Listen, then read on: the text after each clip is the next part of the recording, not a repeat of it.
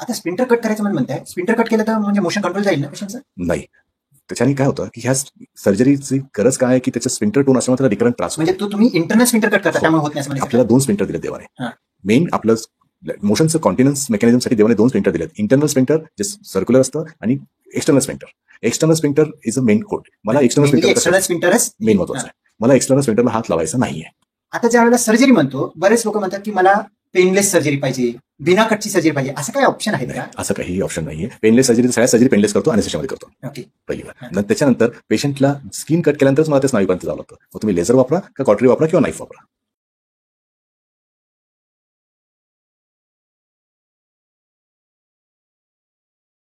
नमस्कार मित्र, मी डॉक्टर सम्राट जानकर. आज आमच्या ह्या गटफिट क्लब चॅनलमध्ये तुमचं स्वागत करतो. मित्र हो, मोशनला गेल्यानंतर वेदना होणे, गुदाशयाची वेदना होणे किंवा तिथं ब्लिडिंग होणे, पाईल्स म्हणून आपण ट्रीटमेंट करतो, तो पाईल्स नसून फिशर असतो. तर मित्रांनो, आज आपण एक GI कोलोरेक्टल एक्सपर्ट डॉक्टर प्रकाश वळसे सरांसोबत हे जो काही फिशर आहे, जो काही गुदाशयाची वेदना आहे, ज्याची दुखतं त्यालाच कळतं असं म्हणतो, ते जो काही दुखणं आहे त्या दुखण्याबद्दल सोप्या शब्दामध्ये समजून घेणं, त्याला न होण्यासाठी कसं प्रिव्हेंट करायचं आणि जर का झालं असेल तर ट्रीटमेंट कसं करायचं, सर्जरी कोणामध्ये करायची आणि त्याच्यामधून कसं बाहेर पडायचं, नाही केलं तर काय, ह्या सगळ्या गोष्टीबद्दल पूर्ण सविस्तर डिस्कशन केलेलं आहे. हा अतिशय फायदेशीर असलेला पॉडकास्ट मला असं वाटतं. तरी तुम्ही हा पॉडकास्ट पूर्ण बघा, समजून घ्या. ज्याला फिशरची त्रास आहे त्यांना शेअर करा आणि आमचा चॅनल सबस्क्राईब करा, जेणेकरून पुढचे आमचे येणारे गटफिट क्लबवरचे व्हिडिओ तुम्हाला अबाधितपणे बघायला भेटतील. तरी मित्रांनो, जास्त तुमचा वेळ न घेता मी हा पॉडकास्ट चालू करूया आणि फिशर बद्दल एक्सपर्ट कोण डॉक्टर वळसे सरांकडून समजून घेण्याचा प्रयत्न करूया. नमस्कार प्रकाश सर. नमस्कार. आज आपण पुन्हा एकदा गटफिट क्लब मध्ये तुमचं स्वागत करतो. आज गटफिट क्लब मध्ये फिशर ह्या विषयाबद्दल पॉडकास्टिंग करण्याचा प्लॅन केलेला आहे. त्यामुळे श्रोतेहो, आज आपण डॉक्टर वळसे सर हे एक GI कोलोरेक्टल सर्जन आहेत. त्यांना आपण हा फिशर हा आजार जो आहे हा सर्वात कॉमन आहे आणि हे बरेच लोक पाईल्स म्हणून ट्रीटमेंट करतात. फिशर म्हणजे काय, फिशर बद्दल पूर्ण माहिती सरांकडून घेऊयात. सर, विषयाला चालू करण्याच्या अगोदर फिशर म्हणजे नेमकं काय ह्याच्याबद्दल सांगू शकाल का? फिशर म्हणजे जसं linear cut in the anal canal, म्हणजे एक भेग पडते, लॅट्रिन चिरा बनतो आणि त्याच्याने तीव्र वेदना होतात. ओके. संडास करताना तीव्र वेदना होतात, त्याच्यातून रक्तस्राव होऊ शकतो, त्याला आपण फिशर असं म्हणतो. Okay okay. फिशर म्हणजे संडाच्या ठिकाणी चिरा, त्यामुळे वेदना वगैरे होतात, त्याला आपण फिशर म्हणतो. नेमकं फिशर, पाईल्स, फिशुला ह्याच्यामध्ये नेमकं डिफरन्स काय? बरोबर, चांगला प्रश्न आहे. की फिशर हा जसं आधीच बोललो लिनियर कट असतो, त्याच्यात फ्रीडम मुख्य जर त्रास असेल तो दर्द, पेन, दुखणं असं. पाईल्स म्हणजे गुदद्वाराच्या वरती ब्लड वेसल्स मोठ्या सुजणं आणि त्याच्याने ब्लिडिंग होणं, नसा सुजून त्याला म्हणतो पाईल्स किंवा मुळव्याध. बगंदर म्हणजे फिशुला. फिशुला म्हणजे गुदद्वाराच्या बाजूला एक नवीन ओपनिंग तयार होऊन त्याच्यामधून पू किंवा पस आणि तत्सम द्रव बाहेर येणं, त्याला आपण फिशुला म्हणतो. ओके. असं म्हणजे पाईल्स हा नसाचा सुजलेल्या एरियाला पाईल्स म्हणतो, त्याच्यामध्ये सुजन वगैरे दिसतो. फिशर म्हणजे कट आहे, बरोबर, त्याच्यामध्ये वेदना होतात, त्याला आपण फिशर म्हणू. आणि जो पोकळी बनणार आहे, एक ट्यूब बनणार आहे, त्याच्यामधून बाहेर येणारा पस येणार आहे, घाण येणार आहे, त्याला आपण फिशुला म्हणू. बरोबर. आता जर का फिशर झालं तर वेदना का बरं व्हायला पाहिजे? फिशरचं तुम्ही प्रिडॉमिनंट, तर वेदना हा प्रिडॉमिनंट सिम्पटम म्हणताय, तर फिशर मध्ये वेदना का बरं व्हायला पाहिजे? कट लागणं आपल्या त्वचेवर कुठेही जिथं सेन्सरी नर्व फायबर्स असतात, तिचं कट लागलं, त्याच्याने सेन्सेशन जातात, पेन, इजा झाल्यामुळं पेन होणं. ओके. आणि तो एरिया खूप जास्त सेन्सिटिव्ह असतो, तिथला एरिया कट झाल्यामुळे वेदना खूप होतात आणि वेदना का बरं झुकतो असं वाटायला चालू होतं, तर त्यामुळे आपण त्याला फिशर म्हणूया. ठीक आहे. फिशर मध्ये वेदना म्हणजे वेदना होत असेल फिशर असण्याची शक्यता आपण म्हणता बरोबर. येतात. वेदना व्यतिरिक्त आणखीन काही लक्षण असतात का फिशर मध्ये? वेदना व्यतिरिक्त कॉन्स्टिपेशन, ओके. कडक संडास होणं, ब्लिडिंग येणं, पोट साफ न झाल्यासारखं वाटणं, चुंचुणणं, खाज येणं, संडास झाल्यानंतर आग होणं, चुंचुणणं, खाज येणं, डिस्कम्फर्ट, हे सगळं व्हरायटी सिम्पटम्स असतात. ओके. फिशर मध्ये कडक संडास का बरं व्हायला पाहिजे? गुद्धद्वार छोटं होतं ओके. आणि त्याच्यानंतर संडास व्यवस्थित पास होत नाही, त्याच्यामुळे तिथं कडक संडास आलं. म्हणजे तो जो काही कडक संडास झाला, हा. कट झाला, हा. कट झाल्यामुळे तिथले स्नायू टाईट झाले, हो. म्हणून गुदद्वार छोटं झालं. हो. गुदद्वार छोटं झालं आणि खूप तीव्र वेदना आहे म्हणून आपल्या डोक्यामध्ये एक भीती बसली, बरोबर. म्हणून मोशन नाही करत आहे, बरोबर. म्हणून आणखीन कडक संडास. हो. म्हणजे हा सायकल, हा. कडक संडास, फिशर होणे आणि स्नायू टाईट होणे, आणखीन कडक संडास होणे, बरोबर. हा विशेष सायकल होत जाणार. हा बरोबर. प्रकार फिशर्स हो. मध्ये आपण बघतो. ब्लिडिंग खूप जास्त होतो का फिशर मध्ये? नाही, ब्लिडिंग 1 किंवा 2 ड्रॉप तेही संडासला लागून किंवा मग तुम्हाला वॉश करताना जाणवतं. ओके. जास्त त्याच्यात ब्लिडिंग होत नाही. ओके. मग हेच ह्या उलट पाईल्स मध्ये काय होतो? पाईल्स हा जे नसांचा आजार आहे, हा पाईल्स, हा. त्याच्यामध्ये नस म्हणजे ब्लड वेसल्स, आणि त्याच्यामध्ये एकाच वेळेस संडास झाल्यानंतर 10 ते 15 ड्रॉप ब्लड येते, त्याच्यात पेन होत नाही. म्हणजे वेदना विरहित म्हणजे पेनलेस ब्लिडिंग जर का बरोबर. झालं तर पाईल्स असण्याची शक्यता जास्त म्हणता येईल. बरोबर. आणि त्याच्यामध्ये जो ब्लिडिंग आहे, रक्त आपल्या नळाचा टॅप आपण जर का नळ बंद केल्यानंतर लास्टचे जसं थेंब पडतात, तसं मोशन संपत असताना जर का ब्लिडिंग होत असेल त्याला आपण पाईल्स म्हणू. बरोबर. आणि वेदना सोबत जर का ब्लिडिंग होत असेल, तुम्हाला खूप तीव्र वेदना होतात, त्याच्यासोबत ब्लिडिंग म्हणजे 1-2 ड्रॉप येत आहे किंवा संडासला लागून ब्लड येत असेल, त्याला आपण फिशर म्हणू, असं म्हणता येईल का? बरोबर. एखादा पेशंट तुमच्या ओपीडी मध्ये आला, त्याला गुदाशयामध्ये वेदना होतात, बरं. तर तुम्ही असं गृहीत धरता की तो फिशर आहे, तर मग ते फिशर डायग्नोज करण्यासाठी कोणते कोणते टेस्ट करणं गरजेचं आहे? पेशंटच्या फिशरच्या डायग्नोसिससाठी सगळ्यात महत्त्वाचं म्हणजे त्याचे प्रेझेंटेशन, सिम्पटम्स. तो जो सांगतोय की मला गुद्धद्वारावर दुखतं आहे आणि त्याच्यात हिस्ट्रीमध्ये त्याने सांगतोय की मला कडक संडास पास झाली होती, आणि त्याच्यानंतर नेक्स्ट स्टेप, हिस्ट्रीनंतर नेक्स्ट स्टेप असते क्लिनिकल एक्झामिनेशन, त्याच्यात डिजिटल रेक्टल एक्झामिनेशन. तर तुम्हाला पेशंटला प्रॉपर कन्सेंट घेऊन त्याला चेक करणं, गुद्धद्वाराचं एक्झामिनेशन करणं, त्याच्यामध्ये त्याला जर आणि एक्झामिनेशनमध्येच लिनियर कट दिसतो आपल्याला. ओके. तिथे जर का कट दिसत असेल हो. तर आपण त्याला फिशर म्हणतो. त्यात आणखी गुद्धद्वार हे अंकुचन पावलेलं असतं. ओके. त्याच्यात खूप जास्त ते छोटं असं असतं, म्हणजे तो जो काही तो पार्ट आहे फिंगरनी एक्झामिन ग्लोज न करायला जातो, तो गुद्धद्वार टाईट झालेला झालेला असतो. असतो. हो. ओके. आणि ह्याच्या व्यतिरिक्त आणखीन काही टेस्ट आहेत का फिशर डायग्नोसिस करण्यासाठी?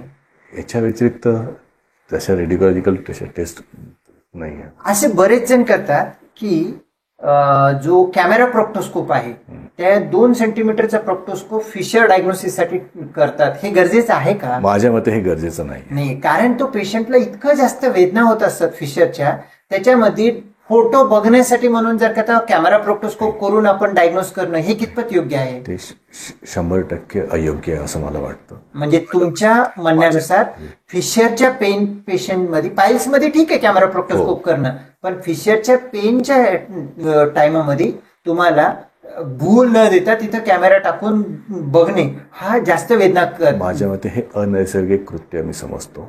माझ्या पेशंट जेव्हा येतो त्याला तीव्र दुखणं असेल आणि त्याने लॅट्रिन त्याचं गुद्धद्वाराचं अंकुचन पावलं, तिथं माझं फिंगर जरी जायला जागा नसेल तर तिथं तुम्ही प्रोक्टोस्कोप कसं टाकू शकता? 2 सेंटीमीटरचा प्रोक्टोस्कोप, ते camera proctoscope, unnecessary video proctoscope जो म्हणतो, करणं गरजेचं नाही. गरजेचं नाही. मग जर का फिशर तुमच्या जवळ आला तर पर रेक्टल एक्झामिनेशन म्हणजे तो काही फिंगरनी एक्झामिन करतो, नेमकं गरजेचं काय आहे, का बरं करता? त्याच्याने आपल्याला पेशंटचं टोन, स्फिंक्टर टोन किती जास्त वाढलेलं आहे, स्नायूची टाईट एक. दुसरं एक ह्या याच्यात एक ट्रिकी सिच्युएशन असते, इंटरस्फिंक्ट्रिक अब्सेस.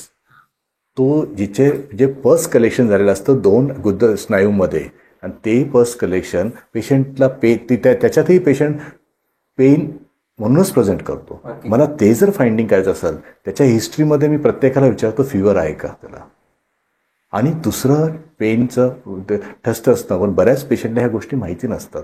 त्यामुळे मला त्याच्यात फिंगर टाकून चेक करणं हे योग्य वाटतं. गुदाशय बघून घेता आणि फिशर हे माहिती झालं आणि पेशंटला टॉलरेबल असेल तर पर रेक्टल एक्झामिनेशन करता. बरोबर. ओके. ह्याच्या व्यतिरिक्त आणखीन काही बघता का फिशरच्या पेशंटमध्ये?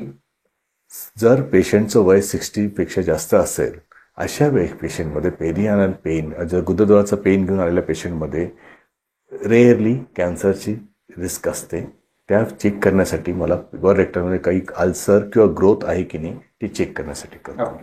पण असं काय होतं का फिशर ट्रीटमेंट नाही केलं, खूप दिवसाचं फिशर आलं तो कॅन्सर करतो का? नाही, असं तर नाही होत. नाही, म्हणजे फिशरमुळे कॅन्सर होत नाही. फिशर सोबत वयाच्या हिशोबाने एखाद्या वेळेला असण्याची शक्यता राहू शकतं, त्याची सुद्धा पॉसिबिलिटी खूप रेअर आहे. कसं आहे, ऐकणारे खूप लोक आहेत, फिशर खूप कॉमन आहे, आपली मेसेज रॉंग जायला नको. त्यामुळे आणखीन एकदा मी सांगण्याचा प्रयत्न करतो, फिशरमुळे कॅन्सर होत नाही.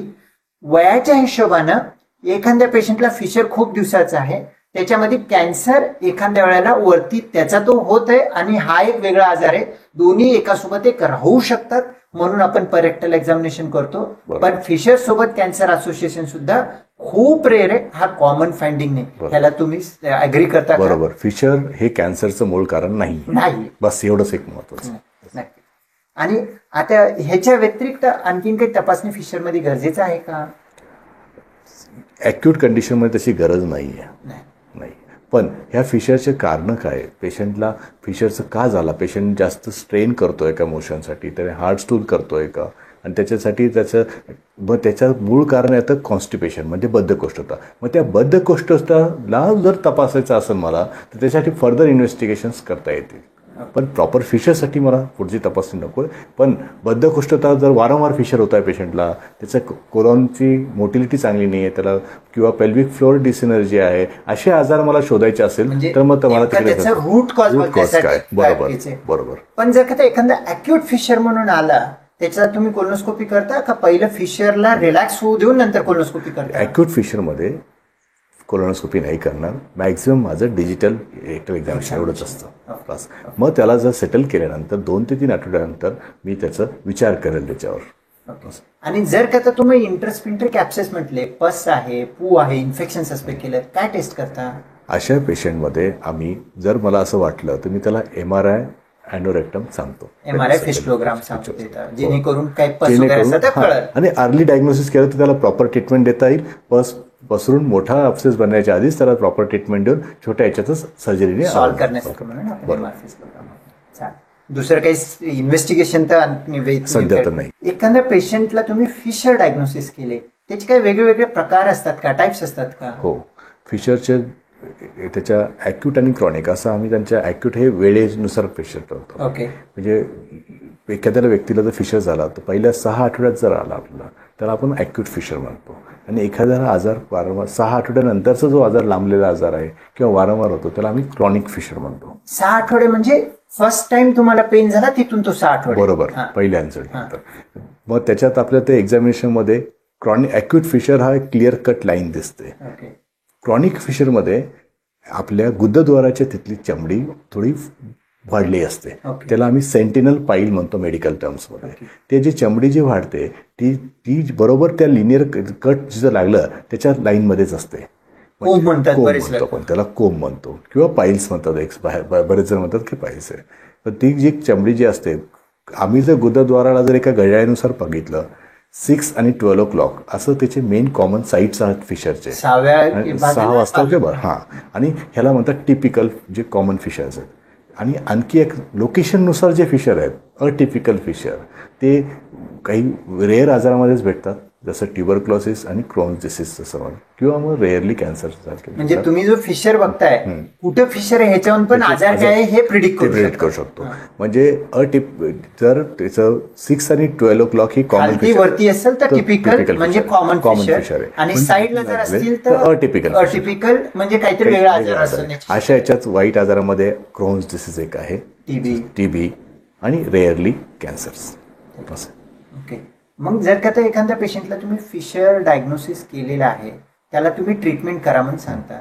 समजा फिशर आहे आणि मी गोळ्या औषध घेतो, बरं होते, मला ट्रीटमेंट फक्त गोळ्या औषध नाही करायचंय किंवा ट्रीटमेंट नाही करायचंय, दिवस चालून जाते, जास्त त्रास होत नाही, असं करून बरेच पेशंट ढकलत राहतात फिशर सोबत. कारण हा काही जीवाला धोका करणारी गोष्ट नाही. अनट्रीटेड फिशर म्हणजे एखाद्या पेशंटला फिशरला ट्रीटमेंट केलेलं नाही, तशा पेशंटमध्ये काय प्रॉब्लेम होऊ शकतात? अनट्रीटेड फिशर्समध्ये पेशंटला तो रिकरंट क्रॉनिक फिशर हा एक कॉमन प्रेझेंटेशन आहे. नंतर त्या पेशंटला त्या फिशरमुळं जर गुदद्वार छोटं झालं आणि त्याला संडास करायला जोर लावा लागतो, रोज त्याचा बऱ्यापैकी टाइम वॉशरूममध्ये जातोय, जोर कंप्लीट मोशन सुद्धा जात नाही, त्या अशा याच्यात पाईल्स जे नसांत फुगण्याचा त्रास सुरू होतो. एक दुसरा असतो त्या फिशरमध्ये स्पाझम आहे, टाईट आहे, तुम्ही प्रेशर जो टाइटनेसच्या अगेन्स्ट मोशन पास करताय, तर तिथले नसा सुजून piles grade 1, grade 2, grade 3, grade 4 होऊ शकतात, नसांचा आजार. मग त्याच्याने ते दुसरा आजार म्हणजे तिथे इन्फेक्शन, पस फॉर्मेशन, म्हणजे अब्सेस फॉर्मेशन आणि फिच्युला फॉर्मेशन, हे दोन मोठे आजार आहेत. ते पण तिथे गुदद्वाराची होऊ शकतात जर अनट्रीटेड क्रॉनिक फिशर असतील. म्हणजे तिथलं जो काही चमडी गेलेले मोशन तिथं बसून त्या चमडीमधून आतमध्ये पस ट्रॅप होऊन त्याच्यामधून ऍब्सेस, फिश्युला हा आजार चालू शकतो. आणखी वारंवार जर तुमच्या मोशन इनकम्प्लीट इव्हॅक्युएशनचं जे सेन्सेशन असतं हे फिशरच्या पेशंटला खूप जास्त असतं. अशा याच्यामुळं पेशंटला पेल्विक फ्लोअर डिससिनर्जिया नावाचा आजार ॲड होऊ शकतो. त्याच्याने त्याला संडास पूर्णपणे क्लिअर न झाल्यामुळं वारंवार तो संडास गुदद्वाराला प्रेशर रिलीज करण्याचा प्रयत्न करतो आणि तो तिथे त्या ट्रॅपमध्येच फसतो. दिवसातून 4-5 वेळा ट्रिप होतात आणि बऱ्याच वेळा तो तिथे बसतो. मोशन बरं झाल्यासारखं वाटत नाही, इनकम्प्लीट मोशन झाल्यासारखं वाटते, वारंवार जावं लागतं. आणि अशा ह्या आजारामध्ये पेशंट मिसडायग्नोज क्वालिफाईड कोलोरेक्टल सर्जन किंवा कोलोरेक्टल फिजिशियन्सकडे नाही आला तर तो IBS किंवा तत्सम वेगवेगळ्या आजारांचे ट्रीटमेंट घेतो, पण तो सॅटिस्फॅक्टरीली त्याचा ट्रीटमेंट होत नाही. अशा पेशंट फिशरच्या पेशंटचं नेमकं काय होतं, बरेच वेळा सांगतात मला कॉन्स्टिपेशन आहे, बरोबर, पण लाजून म्हणा किंवा कम्फर्टेबल नसतात बोलण्यामध्ये, त्यामुळे फिशर आहे किंवा तिथं आजार आहे किंवा मोशन मला पास होत नाही हे सांगत नाही, त्याच्यामुळे पोटात दुखतं, हे दुखतं, ते दुखतं करून मग IBS म्हणून त्यांना ट्रीटमेंट बरंच लांब चालू. बरोबर, त्यांना ऍक्सेप्टन्स नसतं. बरंच मला वाटतं माझ्या पेशंटला ऍक्सेप्टन्स नाही, त्यांना ते क्लिअर सांगावं लागतं, दादा तुला फिशर आहे, तो ऍक्सेप्ट करत त्याच्यासाठी आपण प्रॉपर ट्रीटमेंट, लाजायची गरज नाही. बरोबर. ओके, असं. आणखीन काही दुसरे प्रॉब्लेम येतात का फिशरच्या पेशंटमध्ये? आणखी क्रॉनिक कॉन्स्टिपेशन त्यात जर का फिशर ट्रीटमेंट कॉन्स्टिपेशनमुळे फिशर चालू झालं आणि दरवाजा उघडत नाहीये म्हणून वारंवार त्यांना स्ट्रेन करून कॉन्स्टिपेशन वाढत बसेल. आणखीन काही? मला वाटतं चालेल. म्हणजे फिशरला प्रॉपर ट्रीटमेंट नाही केलं तर तुम्हाला पाईल्स होऊ शकतो, ऍब्सेस होऊ शकतो, फिस्टुला होऊ शकतो, पेल्विक फ्लोअर डिसएनर्जिया होऊ शकतो, क्रोनिक कॉन्स्टिपेशन होऊ शकतो आणि बद्धकोष्ठतेचे वेगवेगळे प्रॉब्लेम, IBS, IBD, क्रॉन्स, हे सगळे प्रकार चालू होऊ शकतात. साधं फिशरला दुर्लक्ष करणे योग्य नाही. Qualified colorectal surgeon, MBBS MS जे सर्जन असतात त्यांना दाखवून प्रॉपर ट्रीटमेंट घेणं गरजेचं आहे. पाईल्स म्हणून उगाच काहीतरी तुम्ही गोळ्या औषध घेणं, कोणतं चूर्ण घेणं हे योग्य नाही असं म्हणता येईल. एखादा पेशंट फिशर म्हणून डायग्नोज झालेला आहे आणि तुम्ही आता त्याला ट्रीटमेंट करायचं म्हणून प्लॅन केलं, फिशरची नेमकं ट्रीटमेंट तुम्ही कसं प्लॅन करता? अॅक्यूट फिशरचा पेशंट माझ्याकडे आला, फिशरच्या पेशंटच्या ट्रीटमेंटमध्ये त्याचे सगळ्यात पहिले महत्त्वाचं म्हणजे मेडिकल ट्रीटमेंट सांगतो मी असतो सुरुवातीला, कारण की त्याला अॅक्यूट फिशर आहे. त्याला मी पाण्याच्या टबमध्ये बसायला सांगणार, त्याला वार्म सीज बाथ म्हणतो मी. अशा याच्यात बिटाडीनचं 10 ml सोल्युशन टाकायला लावतो, त्याला 10 मिनिटं बसायला सांगतो, जमलं तर त्याला दिवसातून 2दा ते 3दा करायला सांगतो. नेमकं सीज बाथ म्हणजे सांगा, कारण हा खूप महत्वाचा भाग आहे. कसं, कधी, काय प्रिकॉशन? आपल्या टब जिथं तुम्हाला तुमचं गुदद्वार ठेवता येईल याच्यात पाण्याच्या याच्यात वार्म वॉटर, ज्याच्यात आपण ज्याच्याने प्रत्येकाच्या बॉडीचं टेम्परेचर, ज्याच्यातून तुम्ही आंघोळीला जसं गरम पाणी वापरतात ना त्याच टेम्परेचरचं पाणी त्या टबमध्ये ठेवायचं, त्याच्यामध्ये 10 ते 15 ml बिटाडीन टाकायचं आणि त्याच्यामध्ये तुम्हाला बसायचं, कमीत कमी 10 मिनिटं शांतपणे बसायचं, बसून संडासची जागा टाईट रिलॅक्स टाईट केलं की तिथलं त्याच्याने that improves the cleaning of that part आणि सर्क्युलेशन इम्प्रूव्ह होते. कारण की गुदद्वार हे आपल्या बॉडीतलं one of the dirtiest part असतो. तिथलं फिकल मॅटर तिथं थांबलं, एखादा जरी फिकल मॅटर तिथं कण असतं तिथं त्याच्याने इचिंग होऊ शकतं आणि बॅक्टेरियल इरिटेशन होऊ शकतं. त्यामुळे ह्या सीज बाथमुळे तिथलं सर्क्युलेशन इम्प्रूव्ह होतं आणि हायजीन मेंटेन होते. ओके. गरम पाण्यामुळे तिथलं ब्लड सप्लाय वाढून दुखणं पण बरं होईल आणि तो घाण गेल्यामुळे पेन पण कमी होईल आणि बरं वाटेल. आणखी नंतर तिथे आम्ही त्यांना गुदद्वार जर अंकुचन पावलेलं आहे तर त्याला आणि हार्ड मोशन होतं तर स्टूल सॉफ्टनर देतो. ओके. नंतर त्यांना तिथे पेन होऊ नये म्हणून लिग्नोकेन नावाचे एक जेली असते ती लावायला सांगतो, वेदना कमी करण्यासाठी. आणि तिथे ते स्पिंक्टर जे आहेत स्नायूंना रिलॅक्स होण्यासाठी रिलॅक्झंट केमिकल्स आहेत, जसं निफिडिपिन, डिलिटिझाम, हे जे ट्यूब्स आहेत ते आम्ही त्यांना तिथं अप्लाय करायला सांगतो. ओके. ह्याच्याने तिथल्या स्नायूंचा रिलॅक्स होईल, जेणेकरून त्या रिलॅक्स झालेल्या स्नायूमधून ब्लड सप्लाय त्या जखमेवर येते आणि जखम हील होईल. आणि त्याच्यानंतर ओरली त्यांना जर गरजेनुसार त्यांना पेन किलर खायला सांगतो. हे झालं त्यांचं मेडिकल ट्रीटमेंट. त्यांना डाएट पॅटर्न, त्यांना आम्ही वॉटर इंटेक वाढवायला सांगतो. माझ्या मते प्रत्येक व्यक्तीला 3 ते 3.5 लिटर पाणी पिलं गेलं पाहिजे. त्यांच्या जेवणामध्ये हे वॉटर इंटेक जेणेकरून त्यांची विष्ठा ही सॉफ्ट होईल, टूथपेस्ट सारखी बाहेर आली पाहिजे, हार्ड नसली पाहिजे, जेणेकरून ते परत जखम करू नये. म्हणजे जास्त उघडलं जखम आणखीन होईल, आणखीन सायकल होईल. हो. त्याच्यासाठी आपल्याला पाणी वाढवणं, फायबर वाढवणं. फायबर पण इंटेक पण तितकाच चांगला झाला पाहिजे. 40% फायबर्स असले पाहिजे. ते झालं. नंतर आपण त्यांना ऑइली, मसाला, स्पायसी, तिखट जे आहे ते खायला टाळतो मी, कारण की त्याचा फक्त टेस्ट बडसाठी उपयोग आहे. बाकी ते जर खाली सोडलं गेलं विष्ठेद्वारे तर ज्या जखमेवरून तिखट मीठ चोळल्यासारखं वेदना होते. त्यामुळं स्पायसी, मसाला अवॉइड करणं. नॉनव्हेज त्या पिरियडमध्ये मी अवॉइड करायला सांगतो माझ्या पेशंटला. फायबर वाढवलं, फ्लुइड दिलं, स्पाइस अवॉइड केलं आणि मेडिकल ट्रीटमेंट हे इनिशियल ट्रीटमेंट देतो. ह्या ट्रीटमेंटचा गोल माझा असतो की त्याचं जखम भरली पाहिजे आणि वेदना रहित संडास पास झाली पाहिजे. त्याचं टार्गेट आम्ही 2 ते 3 आठवड्यापर्यंत देत असतो. ओके. असं. आणि ह्यामध्ये जो काही आपण म्हणतो की मोशन मला पातळ व्हावं म्हणून मी पाणीच पितो, ह्यानं मोशन नॉर्मल होतो का? नाही, आपल्याला पाण्याबरोबर फायबर लागतं. जे फायबर खातो ना आपण ते विष्ठेमध्ये पाण्याला शोषून ठेवतो. जर का फक्त पाणी पिण्यात असेल तर कडक मोशन होऊ शकतो, ते युरिन मध्ये निघून जाईल आणि ते संडास जशाल तशीच कडक राहील. तुम्ही 10 लिटर जरी पाणी पिलं ते 7 लिटर युरिन मध्ये निघून जाईल. तुम्हाला फायबर खाणं व्यवस्थित खाणं महत्वाचं आहे. फायबर म्हणजे नेमकं काय खायचं? All green vegetables, fruits.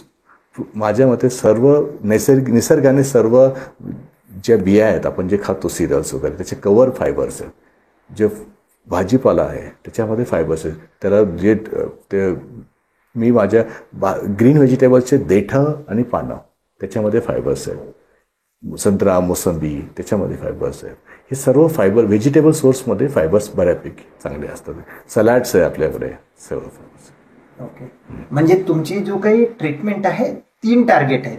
Constipation, बद्धकोष्ठता कमी करणे, मोशन पास इझी झाला ते त्याला बरं वाटेल, त्याचा फिशरचा पेन कमी करणे. लोकली तुम्ही लिग्नोकेन दिलं आणि गरम पाण्यामध्ये बसायला सांगितलं. खूप कडक पाणी असतं तर जळून जाते, ते करू नये. आणि तिसरी गोष्ट म्हणजे तिथले जे काही स्नायू टाईट आहे त्याला रिलॅक्स करण्यासाठी कॅल्शियम चॅनल ब्लॉकर, डिल्टिझिक, निफिडिपिन दिलं. म्हणजे हे 3ही कंपोनंट कव्हर झाले तर पेशंट बरं होऊ शकतो म्हणतात.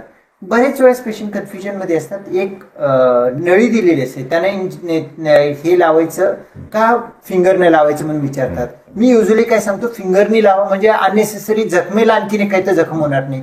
त्याच्याबद्दल तुमचं मत काय? कसं आहे, आपल्या प्रत्येकाच्या ॲनोड्रमची साईज वेगळी वेगळी असते. एक आणि दुसरं आपले जे मला काय स्पिंक्टरला रिलॅक्स करायचं आहे. स्पिंक्टर हे 1.5 सेंटीमीटर वरती असतात. ते आपलं जे औषध तिथपर्यंत गेलं पाहिजे.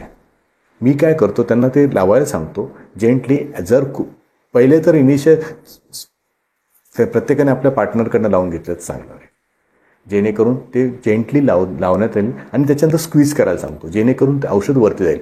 तुम्ही परत उभे राहिल्यानंतर ते खालीच येणार आहे.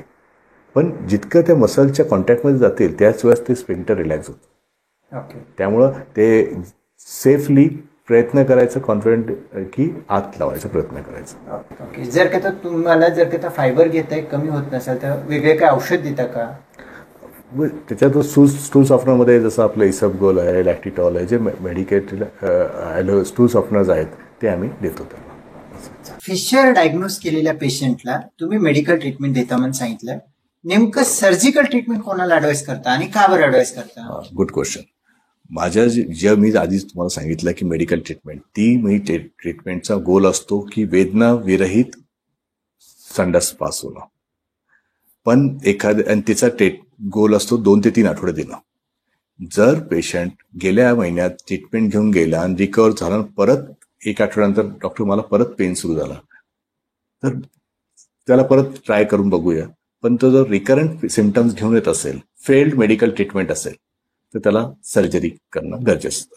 फिशरची सर्जरी जी असते त्यात आपल्याला जसं आम्ही सांगितलं की स्नायू रिलॅक्स करणं, तर ती सर्जरी आम्हाला करावी लागते.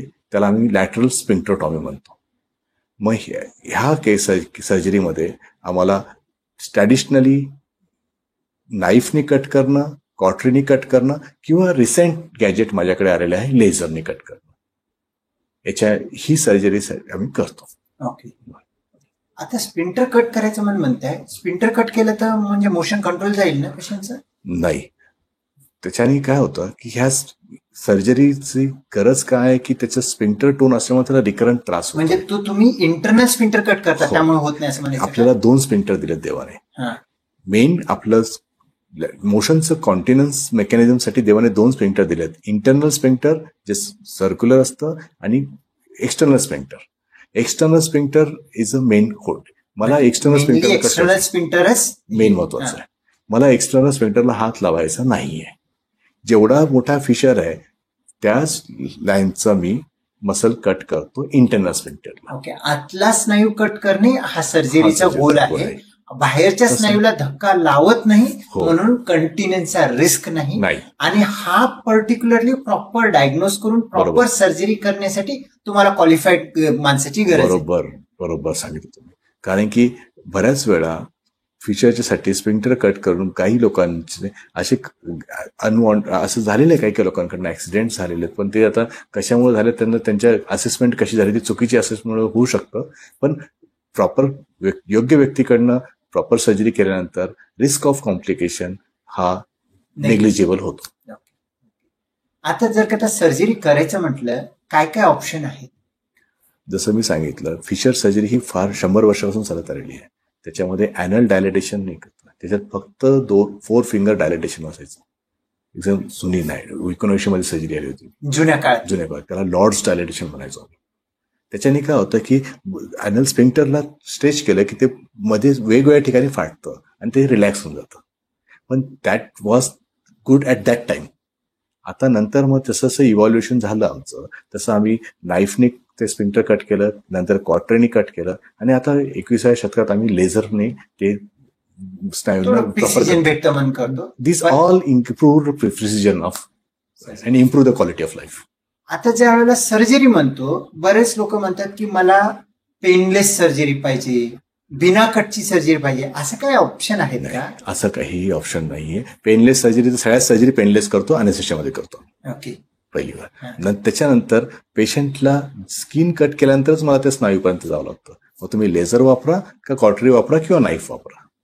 आणि थोडाफार 1/2 mm कट करून जर का परमनंट सोल्युशन होत असेल तर तो बघणं बेटर आहे रादर दॅन न कट करता करून त्याचा कंटिन्युअस रिकरन्स होण्यापेक्षा. ते तर चुकीचंच आहे.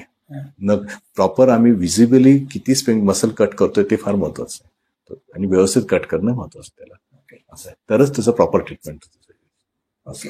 आता जर का सर्जरी म्हणत असेल, एखाद्या पेशंटला सर्जरी करायचं डिसाईड केलं तर नेमकं काय काय करता तुम्ही? पेशंटला कसं तयारी करता आणि सर्जरीच्या नंतर काय सांगता?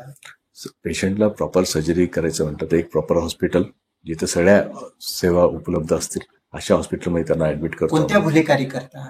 ह्या सर्जरीला आम्ही स्पायनल अनेस्थेशिया, रिजनल अनेस्थेशिया म्हणतो आम्ही, म्हणजे पाठीमध्ये सुई टाकून करता येते. त्याच्यामध्ये पेशंटशी बोलता बोलता मला सर्जरी करता येते. पेशंट होशमध्ये राहतो, फक्त खालचा भाग त्याच्या भूल लागलेला असतो, त्याच्यामध्ये आपण करतो. हो, त्याला स्पायनल अनेस्थेशिया म्हणतो, त्याच्यामध्ये करतो आम्ही. असं आहे. आणि सर्जरीसाठी किती दिवस हॉस्पिटलमध्ये राहण्याची गरज असते?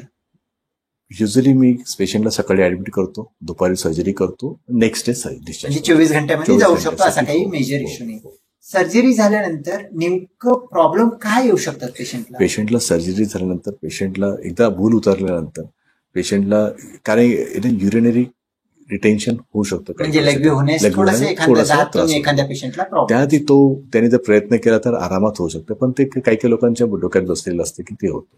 दुसरं असतं पेन. जिथं आपण कट केला तिथं नैसर्गिकरित्या पेन होणारच. तो काही दिवसासाठी असेल, तो काही एखाद्या आठवड्यापुरताच असतो. प्रॉपर ट्रीटमेंट आपण त्याला देत असतो. त्याच्यात पेन आणि ब्लिडिंगची जे ब्लिडिंग इन्फेक्शन रेअर रिस्क असतात सर्जरी झाल्यानंतर, व्हेरी मिनिमल असतात. एक पेशंटनी सर्जरी केला तर पूर्ण नॉर्मल होण्यासाठी किती वेळ लागतो? 7 ते 10 दिवस. 7 ते 10 दिवसात. पूर्ण जखम वगैरे नॉर्मल होण्यासाठी 3 आठवडे म्हणताय? बरोबर. ओके. मग जर का आता मला गोळ्या औषध घेऊन 50% 60% बरं होत असेल, सर्जरी का बरं करायला पाहिजे? हा रिकरंट सर्जरीचं कारणच आपण करतोय की रिकरन्स येतात त्याला. म्हणजे 1 पॉइंट सोल्युशन, फायनल आउटकम आणि बेस्ट पॉसिबल आउटकम साठी सर्जरी आपण करू शकतो. सर्जरीचे काही दुसरे दुष्परिणाम असतात का? तसे ह्या सर्जरीमध्ये असं काही मेजर सर्जरी नाही. आणि सर्जरी केल्यामुळे शरीरावरती काहीतरी दुष्परिणाम होतात असं काही नाही? Okay okay. सर्जरी झाल्यानंतर पेशंटने नेमकं खायचं काय, हा खूप कॉमन क्वेश्चन असतो. सर्जरी झाल्यानंतर मेनली बद्धकोष्ठताच होऊ नये याच्यासाठी जे काही आपण आधीच पाळलेलं होतं ते तंतोतंत मी त्यांना तसं म्हणजे फायबर घेणे, पाणी घेणे, शरीराची काळजी घेणे, जेणेकरून स्टूल सॉफ्टनर ऍड करणे, मोशन हिलिंग फेज मध्ये जर का कडक पहिल्या 2-3 आठवड्यामध्ये झालं तर पेशंटला प्रॉब्लेम होऊ शकतो, तो अवॉइड करणे. त्याच्या व्यतिरिक्त सीड्स बाथ, मलम वगैरे देता का? हा, सीज बाथ, मलम देणं, म्हणजे तो एरिया वूंड क्लिनिंग हायजीन साठी ते देईन. आणि मलम तिथलं ल्युब्रिकेशन राहून मोशन फ्रीली व्हावं म्हणून. बरोबर. याच्या व्यतिरिक्त दुसरं काही देता का? आणि जर का ते जास्त कमी जास्त असेल तर त्याला पेन किलरचे टॅबलेट काही दिवसासाठी देऊ शकतो. किती दिवसामध्ये कामाला जॉईन करू शकतो? माझा पेशंट नेक्स्ट डे ऑनलाईन काम, ज्याचं IT professional can join next day only. बाकी जो स्टँडिंग वगैरे असेल अशा लोकांना, सिटिंग जॉब वाल्यांना पण 2-3 दिवसात ते कामाला लागू शकतात. जास्तीत जास्त आठवड्यामध्ये कामाला जाऊ शकतात. असं काही मी सगळ्यांना सांगतो की एखादी सर्जरी आपण करतोय ती आयुष्यात वारंवार करत नाहीये. मी माझ्या पेशंटला सांगतो की सर्जरी करताय तर तो टाइम तुमच्या कुटुंबासाठी घ्या, तुम्ही सुट्टी घ्या. प्रत्येक कामासाठी मागे न पडता तुम्ही सुट्टी घेतल्याने हिलिंग चांगली होते. ओके. असं माझं सगळ्यांना एक प्रामाणिक माझ्या प्रत्येक पेशंटला सांगतो. तुम्ही काम तर 24 घंटे करू शकता, पण स्वतःसाठी वेळ देणं फार महत्वाचं असतं. असं माझा एक मित्रत्वाचा सल्ला सगळ्यांना सांगतो. एक 8 दिवस सुट्टी घ्यायला पाहिजे, शरीराला एक रिकव्हरी व्हायला पाहिजे आणि प्रॉपर. फिशरची सर्जरीच्या नंतर वापिस होण्याची पॉसिबिलिटी असते का? आणि होत असेल तर का बरं होतं? हो, फिशर परत येऊ शकतं. मेनली मी सर्वांना सांगतो की गुदद्वाराच्या आजारांचे मूळ कारण हे आज तुमच्या बद्धकोष्ठतेमध्ये दडलेलं असतं. तुम्ही जर तुमचे डाएट जसं मी प्रॉपर सांगितलं की फायबर्स, वॉटर इनटेक जर नाही केलं आणि कडक संडास देऊन आज जाऊन जोर लावला तुम्ही कडक संडास, तर देर पॉसिबिलिटीज असते परत परत यायची. आणि त्याच्यामध्ये बाकी काही आजार आहेत का तेही बघावं लागतं आपल्याला. कोलोनिक डिसमोटिलिटी, पेल्विक डिसिनेरिजिया असे रेअर काही कारणं आहेत, किंवा मग IBS, कॉन्स्टिपेशन, ह्या काही वेगळ्या आजार असतात. अशा सेगमेंटच्या पेशंटमध्ये त्यांना बद्धकोष्ठता होऊन वारंवार ते लॅट्रिनला जोर लावतात आणि त्यांना आपण किती चांगली सर्जरी केली असली तरी अशा काही सेगमेंटच्या पेशंटमध्ये रिकरन्स होऊ शकतो. मग अशा पेशंटला मी सल्ला देतो की प्रॉपर आपण त्यांचं परत फर्दर इव्हॅल्युएशन करून घेण्यावर. काय काय करता इव्हॅल्युएशन म्हणजे? त्याच्यामध्ये आम्ही सांगतो त्यांचं कोरोनोस्कोपी कधी करता? कोरोनोस्कोपी युजली 40च्या नंतर केलेली चांगलीच असते, की आणखी काही वेगळे आजार तर नाही आहे त्यांच्यामध्ये. एक त्याच्यात inflammatory bowel disease, ulcerative colitis जो आपण करतो ऑन टेबल कोलोनोस्कोपी. 40च्या पुढचा पेशंट असतो युजली फिशरचा, आणि इव्हन लेस एज असेल तरी सुद्धा नंतर कोलोनोस्कोपी होणार नाहीये. फिशरच्या ट्रीटमेंटच्या टाइमात एकाच भुलेमध्ये कोलोनोस्कोपी केल्यानंतर काही कारण असेल तर ते पण अप्रूव्ह होईल. बरोबर. नंतर त्यांना आणखी कोलोनिक डिसमोटिलिटी एक नावाचा एक सेगमेंट असतो, त्याच्यामध्ये आपल्याला कोलॉनचे मोटिलिटी सेगमेंट, त्या अशा लोकांमध्ये कॉन्स्टिपेशन जास्त होतं. आणि पेल्विक फ्लोअर डिसिनेरिजिया हा एक आजार असतो. ते कसं निदान करायचं? ह्या सगळ्यांसाठी कोलोर ॲनल मॅनोमेट्री नावाचं एक असतं, त्याच्यानी मोटिलिटी पकडले जातं. ओके, म्हणजे मोशन प्रॉपर होतंय का नाही ते कळू शकते. हो. कारण नंतर आणखी फिशर रिकरन्स होण्याच्या ऐवजी बद्धकोष्ठाच्या त्या मुळापर्यंत जाऊन बरोबर. कोलोनोस्कोपी मॅनोमेट्री करून डायग्नोज करून त्याला ट्रीटमेंट केलं तर परमनंटली तो क्युअर होऊ शकतो आणि तुम्हाला बरं होऊ शकतो, वारंवार होण्याची चान्सेस कमी होऊ बरोबर. शकतात. म्हणजे तो जो रिकरंट ऑफ फिशर असणाऱ्या पेशंटचे ज्या अशा सेगमेंटचे जे पेशंट आहेत त्यांना ह्या बाकीच्या गोष्टींमध्ये खूप चांगला फायदा होतो. फायदा होऊ शकतो. असं. ओके. आणि काही प्रेग्नन्सीमध्ये फिशर पाईल्स म्हणून सांगतात, पण तो फिशर असतो मॅक्सिमम कॉमन असतो. हा प्रकार का बरं होतो? कसं आहे बघा, फिशर हा यंग मुलींमध्ये फार कॉमन असतो. मी जेव्हा हिस्ट्री घेतो त्यांना मी विचारतो कॉलेज लाईफमध्ये होतं का, त्यांना प्रत्येक वेळेस मॅक्झिमम वेळेस ते हो म्हणतात. कारण की त्यांच्या खाण्याच्या हॅबिट्स, वेट लॉसच्या प्रोग्राम काहीतरी त्याच्यामध्ये अशामध्ये हार्ड स्टूलमध्ये त्यांना कॉलेज लाईफमध्ये फिशर झालेला असतो वयाच्या 18 ते 20-22 वर्षामध्ये. आणि नंतर ते जास्त प्रेग्नन्सीला येतात. प्रेग्नन्सीमध्ये मल्टिपल फॅक्टर्स असतात. प्रेग्नन्सीमध्ये युटरसची साईज, हार्मोनल चेंजेस, या सगळ्या गोष्टीमुळे बद्धकोष्ठाचा प्रकार वाढतो. आणि अशा स्त्रियांमध्ये, प्रेग्नंट स्त्रियांमध्ये रिकरन्स ऑफ फिशर हा कॉमन प्रेझेंटेशन आहे. आजच सकाळी क्वेश्चन आली सेम प्रेझेंटेशन, रिकरन्स ऑफ फिशर. मग अशा याच्यात परत same treatment, local application of stool softener, आणि शक्य असल्यास त्यांना जर त्यांच्या 8 मंथमध्ये वगैरे बसता आलं तर सीज bath. This is the ideal treatment, conservative treatment, त्याच्यात नो सर्जरी. आणि जर का रिकरंट होत असेल फिमेलमध्ये तर सर्जरी वगैरे नेमकं कधी करायचं एक्सपेक्ट करतो आपण? मी अशा पेशंटमध्ये सर्जरी त्यांच्या 6 मंथ्सच्या पोस्टपार्टमच करायला हे करतो. कारण की त्याच्यात कसं असतं की त्यांच्या बॉडीमध्ये माझी सर्जरी एवढी इमर्जन्सी नाही आहे. पहिली गोष्ट, सगळ्यात महत्त्वाचं, पेशंटचं पेल्विक फ्लोअरला स्ट्रेंथनिंग आलेली चांगली असते. नाहीतर ते झाल्यानंतरच तो फिशरचं सर्जरी केलेली. म्हणजे प्रेग्नन्सीमध्ये सर्जरी बिलकुल करायचं नाही. पोस्टपार्टम थोडा वेळ देऊन, जर खूप पेन होत असेल तर 1-2-3 आठवडे, 6 आठवड्याच्या नंतर, आणि जर शक्य असेल, पेन बेरेबल असेल तर पूर्ण सगळी रिकव्हरी झाल्यानंतर करणं योग्य आहे. गडबड सर्जरी आणि त्यातच प्रेग्नन्सीमध्ये तर फिशरची सर्जरीला हात लावणं योग्य नाही असं म्हणताय. बरोबर. सर, अतिशय सुंदर पद्धतीनं फिशर बद्दल आपलं डिस्कशन झालेलं आहे. तर हा पॉडकास्टच्या एंडला मला असं वाटतं की एक संक्षिप्त रीतीमध्ये तुम्हाला फिशर बद्दल सांगायचं असेल श्रोतेंना तर तुम्ही काय सांगू इच्छिता? फिशर हा एक कॉमन आजार आहे. गुदद्वाराला पेन, दुखणं हा एक कॉमन आजार आहे. त्याला ॲक्सेप्ट करा, समजून घ्या आणि योग्य माणसाकडनं मदत घ्या. क्वालिफाईड कोरेक्टल सर्जनकडनं मदत घ्या, जेणेकरून तो तुम्हाला लवकर ट्रीटमेंट डायग्नोज करून प्रॉपर गायडन्स देऊ शकेल. आणि त्याचं मूळ पण शोधू शकतो. आणि वारंवार जर त्याचा प्रॉब्लेम होत असेल तर मग तेच वारंवार जर प्रॉब्लेम असला तर त्याच व्यक्तीकडनं, क्वालिफाईड सर्जनकडनं योग्य सर्जरी केलेली चांगली. जेणेकरून तुम्हाला proper long term solution permanent. आणि ज्याला फिशर नाही त्यांनी फायबर जास्त घ्या, पाणी जास्त घ्या, बद्धकोष्ठता टाळा, म्हणजे तुम्हाला पण फिशर येणार नाही. आणि जास्त मी सगळ्यांना सांगतो, don't strain. If you strain you will get pain. Okay, म्हणजे तुम्ही मोशनला, टॉयलेटला जास्त ताकद मोशन करू नका, जेणेकरून तिथं कट होईल, तुम्हाला फिशरची लागण होईल.